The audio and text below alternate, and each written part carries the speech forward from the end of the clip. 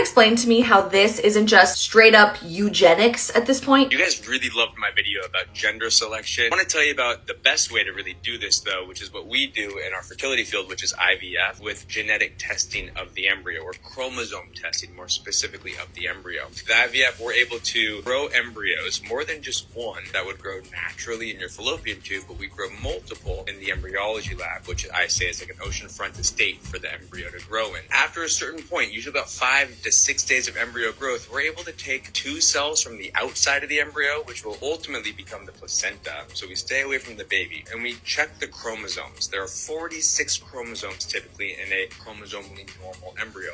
One set is sex chromosomes, that is XX and XY. We're able to tell when we look at, let's just say 10 embryos, which ones are girls and which ones are boys. And then if you desire, you could choose which embryo to put back into your uterus. This is a doctor working at a fertility clinic literally trying to sell you on IVF because you can make more babies on the oceanfront property of the embryology lab, which is a weird sales pitch in and of itself, but also that it's even better than natural conception because if you want, you can pick and choose the biological sex of your baby that we've created in the laboratory to choose whether or not you want to have a boy or a girl. And the rest, whether we want to talk about that or not, will either just stay in a freezer indefinitely, will be medically experimented upon, or quite literally will be thrown in a trash can. But what really broke my heart was the comments section, particularly this comment from a woman who said that she chose to have a girl for her first baby through IVF, presumably created a whole bunch of embryos through that process, and now she's been going back and forth for weeks if she wants to only be a girl mom or have a boy next. She specifically says, I wasn't meant to have this power. And she's right. We weren't meant to have this power. And it just shatters my heart. Maybe because I'm hormonal and pregnant. I don't know. To know that only 7% of all children created through IVF in a laboratory like the one this doctor is describing become born children. 7%, which means 93% of the human beings that we create voluntarily through IVF end up passing away during the implantation process. They exist perpetually in a freezer forever. They are medically experimented upon, or they are quite literally thrown in the trash can. Worldwide, there have been over 10 million babies who have been born because of IVF technology. So doing the math, 10 million is 7% of more than 142 million babies. So nearly 140 million people are sitting in a freezer, have died, or are being brutally experimented upon because they weren't the genetic choice for whatever reason, including just preferential sex out of IVF. How are we okay with this?